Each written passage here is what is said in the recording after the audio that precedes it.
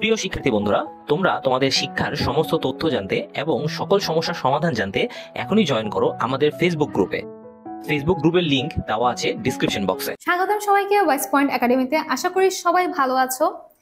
আজকে আমরা কথা বলবো নবম শ্রেণীর বাংলার তৃতীয় অধ্যায়ের পঞ্চম পরিচ্ছেদ পৃষ্ঠা নম্বর 76 সমাধান নিয়ে। গত ক্লাসগুলো নিশ্চয়ই তোমরা করেছো, যদি না করে থাকো অবশ্যই তোমাদেরকে অনুরোধ করবো আগের বিগত ক্লাসগুলো দেখে নিও। বিগত ক্লাসে কিন্তু কিশোরের জন্ম মৃত্যু এই রচনাটি প্রতিটা লাইন ধরে ধরে তোমাদের সাথে আলোচনা করেছি, পুরো গল্পটা কিন্তু ব্যাখ্যা করা হয়েছিল।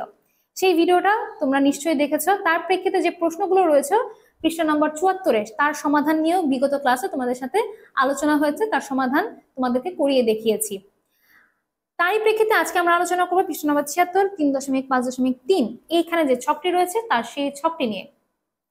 এই ছকে বলা হয়েছে যে কিশোরের জন্ম মৃত্যু রচনাটি পড়ার পর তোমার যেসব বক্তব্য নিয়ে মতামত থাকতে পারে সেসব বক্তব্য, সেই লাইনগুলো বা বাক্যগুলো বাম কলামে লিখতে, এবং এই লাইনগুলোর উপর প্রেক্ষিতে তোমার কোনো মতামত বা জিজ্ঞাসা থাকে সেটা ডান কলামে লিখতে।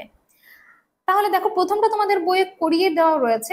এইখানে কিশোরের জন্ম মৃত্যু রচনা থেকে একটা লাইন নেওয়া হয়েছে।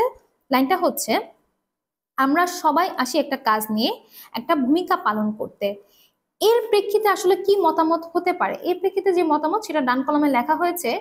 এই বর্ণনার মধ্য দিয়ে লেখক আসলে পাতার নয় প্রকান্তরে মানুষের জীবনের উদ্দেশ্য তুলে ধরেছে। কথাটা সত্য এবং যৌক্তিক। এছাড়া তোমাদেরকে আরো দুটা লাইন বা বাক্য তোমাদের এই কিশোর জন্ম মৃত্যু থেকে নিয়ে আসতে হবে। এখানে আমি দুটো বাক্য নিয়ে কথা বলেছি, দেখো কোনটা। একটা হচ্ছে, ছেলেবেলা থেকে আমরা সবাই বাতাসের সঙ্গে গাইতে শিখেছি, নাচতে শিখেছি, রোজ রোদে স্নান করি। এই প্রেক্ষিতে তোমার মতামত কি হতে পারে? এখানে পাতার প্রতীকে আসলে মানুষের জীবন চিত্র রূপায়িত হয়েছে। এটাও কিন্তু একটা যৌক্তিক মতামত। আচ্ছা, এরপর আরেকটা বাক্য তুলে ধরা হয়েছে, সেটা হচ্ছে কিশোরের সত্যি ঘুমিয়ে পড়লো। এখানে ঘুমিয়ে পড়লো। কিশোর জানতো না শীতের পর আবার বসন্ত আসবে। কিশোলয়, এটার ভিত্তিতে মতামতটা দেখো। কিশোলয় মানে নতুন পাতা, বসন্তের গাছে নতুন পাতার জন্ম হয়, আর শীতে হয় মৃত্যু। পাতার জন্ম মৃত্যুর প্রতীকে এখানে মানুষের জন্ম মৃত্যুর কথা বলা হয়েছে। এই ছিল হচ্ছে পৃষ্ঠা নম্বর 76 ছকের সমাধান। এইখানে তোমরা তোমাদের মতো করে চাইলে যে কোনো বাক্য, কিশোরের জন্ম মৃত্যু থেকে যে কোনো বাক্য তোমরা এখানে তুলে তার প্রেক্ষিতে তোমাদের নিজেদের মতামত বা জিজ্ঞাসা ডান কলামে লিখতে পারো। তোমাদেরকে ধারণা দেওয়ার জন্যই আজকে এই ছকের সমাধান।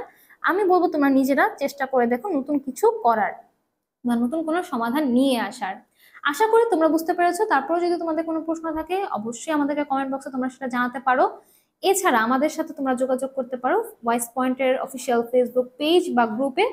তোমাদের সুবিধার জন্য ডেসক্রিপশন বক্সে ভয়েস পয়েন্টের ফেসবুক পেজ এবং গ্রুপের লিংক দেওয়া থাকবে, যেখানে সহজেই তোমরা আমাদেরকে পেয়ে যাবো। তোমার এবং তোমাদেরকে অনুরোধ করবো ভয়েস পয়েন্টের গ্রুপে যুক্ত হয়ে প্রতিনিয়ত আপডেটগুলো সহজে পাওয়ার জন্য। তাহলে আগামী ক্লাসে আমরা 76 নম্বর পৃষ্ঠার যে প্রশ্নের সমাধান রয়েছে সেটা নিয়ে কথা বলবো।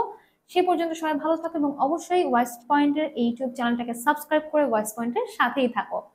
সে পর্যন্ত সবাই ভালো থাকবে। ধন্যবাদ।